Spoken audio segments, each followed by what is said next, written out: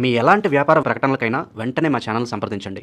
ప్రస్తుతం మనతో పాటు ప్రముఖ ఆధ్యాత్మికవేత్త, జ్యోతిష్య పండితులు ప్రొఫెసర్ డాక్టర్ ముల్లపూడి సత్యనారాయణమూర్తి గారు ఉన్నారు. గురువు గారితో మాట్లాడదాం.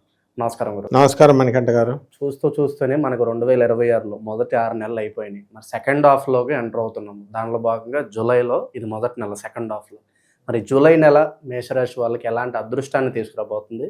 వీళ్ళల్లో మరి ఈ నెల ఎలాంటి మార్పులు చేర్పులు రాబోతున్నాయి గురుగారు? జూలై నెల అనగానే మనకి ఆషాఢ మాసం. చక్కగా వసంత కోకిళ్ళు, వర్షాలు పడుతూ ఉంటాయి, వసంత ఋతువు, చెట్లు చిగురుస్తూ ఉంటాయి, కోకిల రవాలు.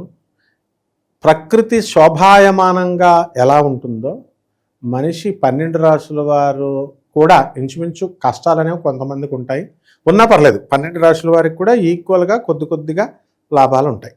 అంత ప్రశాంతమైన జీవితం ఉంటుంది. ముందుగా మేషరాశి వారిని మనం చూసుకున్నప్పుడు, ఈ మేషరాశి వారికి ఏలినట్సేన్ జరుగుతుంది. దానివల్ల అపనిందలు పాలవడం, అవమానాలు ఎదుర్కోవడం ఇలాంటివి జరుగుతాయి. ఇకపోతే గురు రవులు ఈ జూలై నెలలో మనకి ఈ కర్కాటక రాశిలో ఉంటారు. ఈ కర్కాటక రాశిలో ఉండడం వల్ల ఎవరైతే హార్ట్ పేషెంట్స్ ఉంటారో వాళ్ళు కొలెస్ట్రాల్ పెరగకుండా జాగ్రత్తగా చూసుకోవాలా, ట్యాబ్లెట్స్ బాగా వేసుకోవాలా. నాకు తెలిసినటువంటి మన జ్యోతిష మిత్రుడు ఒక ఆయన ఉన్నాడు, కర్ర పట్టుకొని ఉంటాడనమాట. హార్ట్ అటాక్ ఎప్పుడు ట్యాబ్లెట్స్ పక్కనే పెట్టుకుంటాడు. ఎవరైనా వస్తే ట్యాబ్లెట్ కావాలంటే తలుపుని టపా టపా టపా కొడతాడట. కొడితే ఆ ట్యాబ్లెట్ ఇవ్వాలి పాపం. అలా 2-3 సార్లు అయిపోయారు. అంటే చూడండి, అలా ఆయన 10 సంవత్సరాల నుంచి బ్రతికే ఉన్నారు, ఇంకా బతుకుతున్నాడు. కానీ ట్యాబ్లెట్స్, జ్యోతిషాలు చెప్తున్నాడు, ట్యాబ్లెట్స్ వాడుతున్నాడు. అంటే మేషరాశి వారికి ఎవరికైతే హృద్రోగాలు ఉన్నాయో అటువంటి వాళ్ళు ట్యాబ్లెట్స్ పక్కనెట్టుకోవాలి. అందుబాటులో ఎవరో ఒక అటెండెంట్ని పెట్టుకోవాలి. ఇది జాగ్రత్త. నెక్స్ట్, ఈ యొక్క కేతువు కూడా మనకి ఈ యొక్క సింహరాశిలో ఉన్నాడు. ఆ కారణంగా ఎవరికైతే పంచమ స్థితిగతుడైనటువంటి కేతువు ఏం చేస్తాడంటే, ఈ మేషరాశి వారి పిల్లల్లో ఒకడు, నేను డిప్రెషన్కి గురవుతున్నాను, నన్ను జీవితం మీద నాకు విరక్తి వస్తుంది, ఇలా చెప్తూ ఉంటాడు. ఇలా చెప్తూ ఉంటే అది మనం ఈజీగా తీసుకోకూడదు, అది సీరియస్గా తీసుకోవాలా. ఎందువలనంటే కేతువు సైలెంట్గా చంపేస్తాడు. అందువలన మనం అటువంటి వాళ్ళని 10 మందిలో తిరిగేలాగా చేయాలి.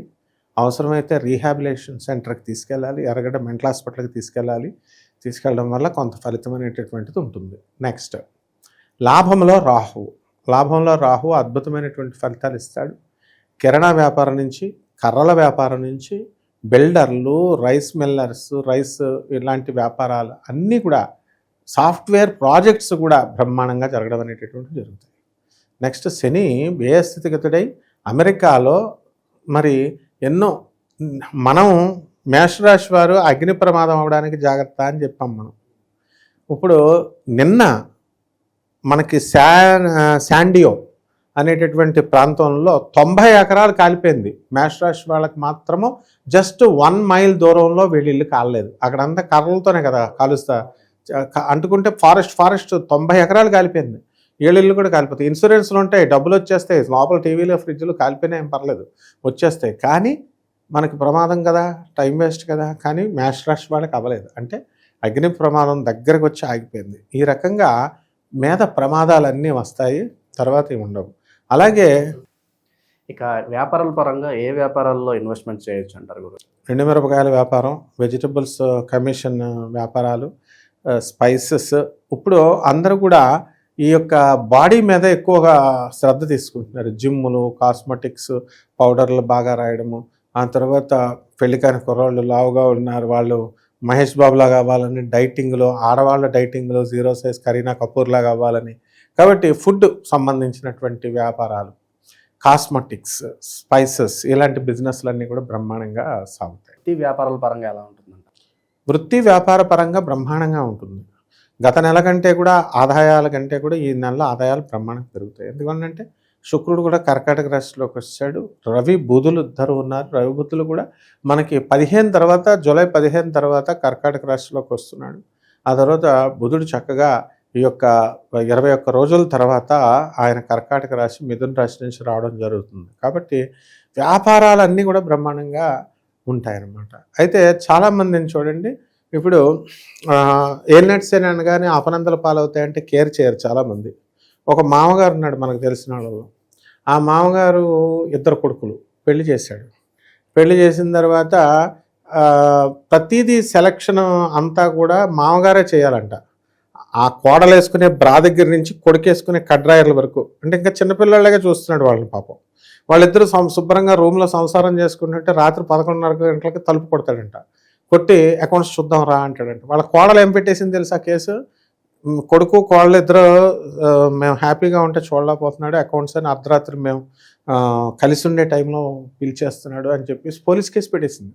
ఇలాంటి నిందలన్నీ ఎందుకు వస్తాయంటే ఏలినట్స్ అని మళ్ళీ. కాబట్టి పెద్దవాళ్ళు వాళ్ళ పనులు చేసుకోవాలా, పిల్లల్ని ఫ్రీడమ్గా వదిలేయాలా. అసలే ఈ ప్రపంచం ఇది కలియుగంలో అంతా కూడా ఇది కలియుగం కాదు, ఇది కామయుగం.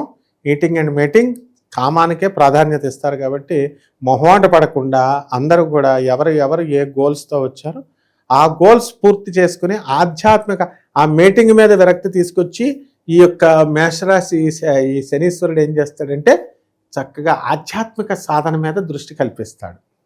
ఆ విధంగా ఉద్యోగాలు లే ఆఫ్లో కోల్పోయినటువంటి సాఫ్ట్వేర్ ఇంజనీర్లకు కూడా ఉద్యోగాలు రావడానికి అవకాశాలు ఉంటాయి. అండ్ ఈ యొక్క ప్రవచనకారులందరూ కూడా ఈ మధ్యకాలంలో బాగా అలరైపోయారు, చూసావు కదా, ఏలినాటి శని ప్రభావం.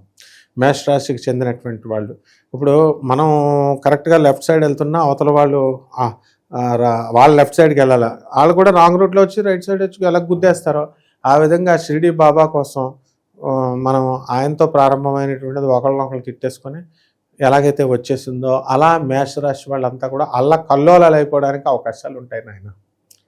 వీళ్ళకి నరఘోష నరదిష్ట ఎక్కువగా ఉంది, శత్రువులు ఎక్కువగా ఉన్నారనుకుంటే ఏం చేస్తే బాగుంటుంది అంటారు సార్? ఇప్పుడు తెల్ల బట్టలు వేసుకున్నారనుకోండి, మనిషి నల్లగా ఉన్నా వైట్ బట్టలు వేసుకుంటే నరదృష్టి పెట్టేస్తారు. ఈయన కష్టాలు ఏమున్నాయి, మంచిగా వైట్ షర్టు వైట్ ప్యాంట్ వేసుకొని తిరుగుతున్నాడు అంటారు. ఆ విధంగా అంటే ఇది నరఘోష, దీనికి ఆయన వెనకాల డబ్బు ఉంది కాబట్టి పెట్టేస్తారు. అదే పేదోడు వాడు ఎలా వేసుకున్నా పట్టించుకోరు. కాబట్టి ఈ నరఘోష నరదృష్టి కోసము ఏం చేయాలంటే చక్కగా ఒక పటికని తీసుకోవాలా, ఎర్రని గుడ్డని తీసుకోవాలా, నల్ల జీడులు తీసుకోవాలా, పచ్చిమిరపకాయలు తీసుకోవాలా, ఒక నిమ్మకాయ తీసుకోవాలా. తీసుకొని ఇవన్నీ కూడా ఒక ఎండిపోయిన కొబ్బరికాయని అందులో గుడ్లో కట్టేసి ఇంటి ముందు మనం గుమ్మడికాయ, బూడిద గుమ్మడికాయని కూడా అమావాస్య రోజున పూజ చేసి అమ్మవారికి పూజ చేసినప్పుడు అక్కడ పెట్టుకుని ఇవన్నీ కూడా అక్కడ కట్టేస్తే నరఘోష పోతుంది. గురుగారు, మరి ఇలాంటి పరిస్థితుల్లో ఎటువంటి పరిహారాలు వీళ్ళకి బాగుంటాయి అంటారు? ఇవన్నీ కూడా మనం గోచార రీత్యా చెప్తున్నాం. అందువలన ఏమవుతాయంటే అందరికీ కూడా ఇది సేమ్ ఎగ్జాక్ట్గా ప్రతి ఒక్కళ్ళకి అవ్వాలని రూల్ లేదు. ఒకళ్ళకి అవుతుంది, ఇంకొకళ్ళకి ఇంకో రకంగా వస్తుంది. అందువలన ఎవరైతే వ్యక్తిగత జాతకాలు చూసుకుంటారో అటువంటి వాళ్ళకి కరెక్ట్గా ఏంటి డిఫెక్టివ్ అనేది మనకు క్యాచ్ చేసేస్తాం. వాళ్ళకి ఉద్యోగం ప్రాబ్లమా, లేకపోతే వీళ్ళకి ఏమైనా అనారోగ్యం ప్రాబ్లమా, ఇలాంటి క్లియర్ కట్గా మనకు తెలుస్తుంది. దాన్ని బట్టి రెమెడీస్ మనం పైసా ఖర్చక్కర్ లేకుండా మనం రెమెడీస్ మనం చెప్తున్నాం. కాబట్టి వీళ్ళందరూ కూడా ఏం చేసుకోవాలంటే కొన్ని పరిహారాలు చక్కగా మనకి ఏలినాటి శని జరుగుతున్నప్పుడు మనం శనీశ్వరుని బాగా పూజ చేయాలి ఫస్ట్. సెకండ్ పాయింట్, ఈ యొక్క మనము గుళ్ళకెళ్ళండి అని మనం చెప్తున్నాం.